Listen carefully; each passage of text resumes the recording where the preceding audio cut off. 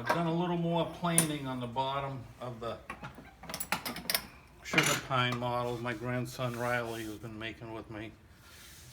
So my next step on this, maybe 4th of July, we do some sanding on it, smooth it all up, and shellac it. This is the Francis, the one we've been working on. I got just a little bit of bleeding on the stain. I don't worry about the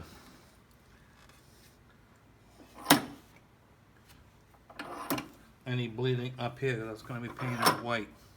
Now, if you were going to varnish the entire thing, Dad, would you just carefully sand that area out where it bled with maybe tape over the stain and sand it, or Yeah. what would you do? I would try to do it.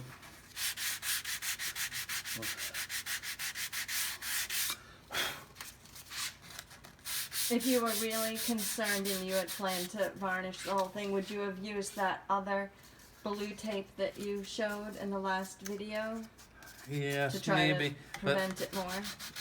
The trouble is, tape doesn't stick perfect to bare wood. The bare wood, right. The And smooth- the the- corner, too, is hard. But believe me,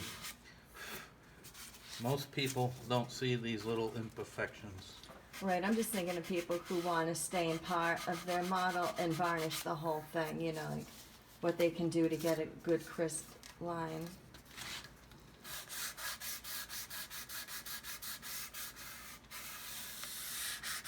This is the other tape I'm talking about, 3M, 1/4 inch.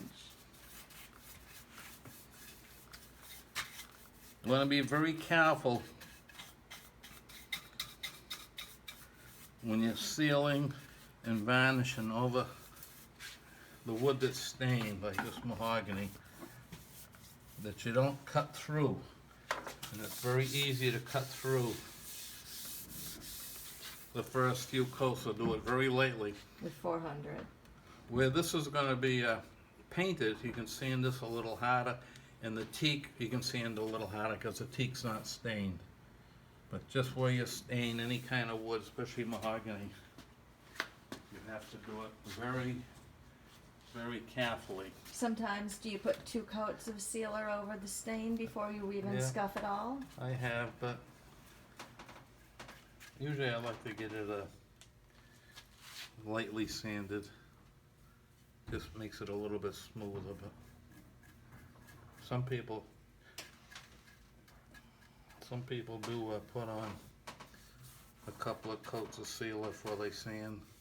Are you using sealer right now or just really thin varnish? This is a sealer, but you can use thin varnish. It just usually takes a little longer to dry.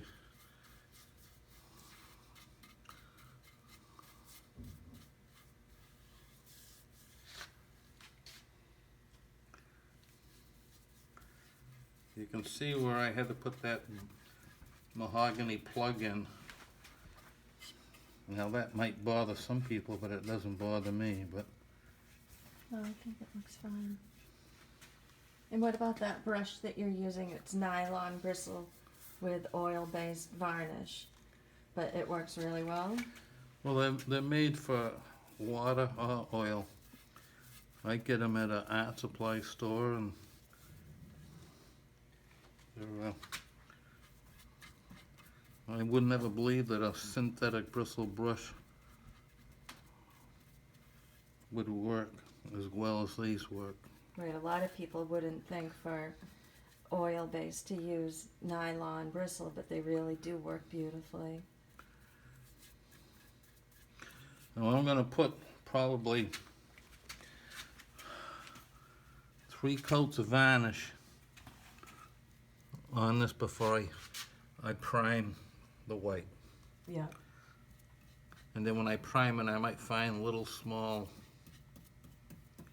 places that have to be filled. Yeah. Now, it might be hard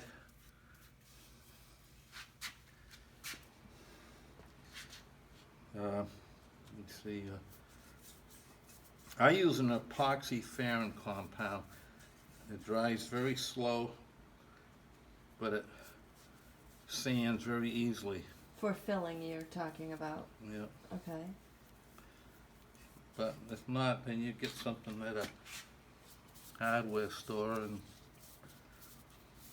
How come for areas like the top sides, if you have little scratches or imperfections, why don't you use that 3M stuff that we use at work that dries so fast?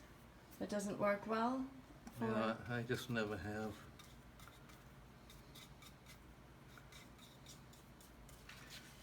Oh, I forget that rudder.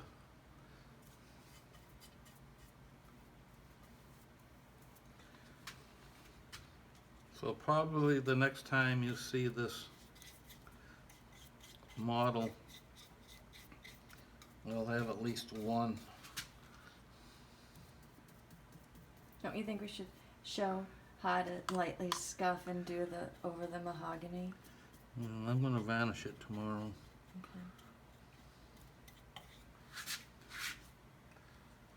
Would you be rubber?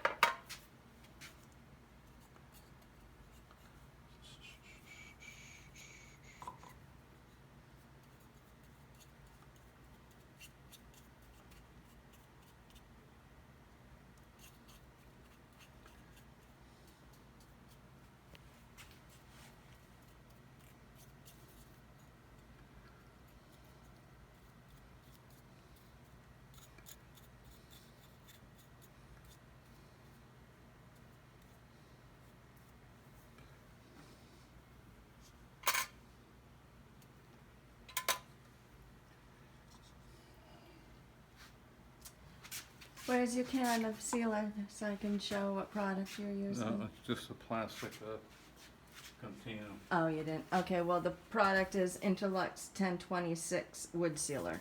But you don't have to do it. It comes only in quart cans, and it skims over fairly quick.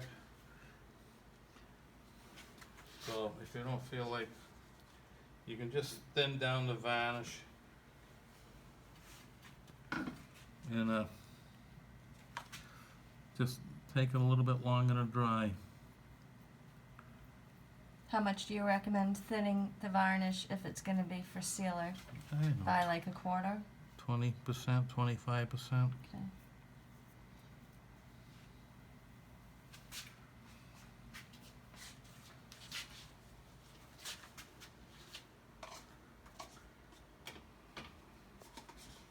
I put this sealer in this plastic pot this morning, and it already had skimmed over. So you have to strain everything. Yeah. That's very important, if I haven't mentioned that. You have to go to a body shop. That'd be the best place. And get some type of fine strainers and strain everything. I usually strain brand new stuff. Yeah, right out of the can. This is a good strainer right here. But you may not be able to get them. You may have them at a body shop, or maybe a marine store, like West Marine.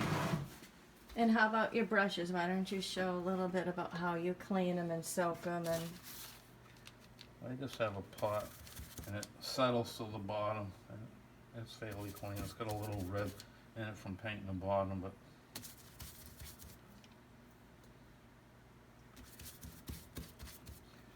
and then I just take,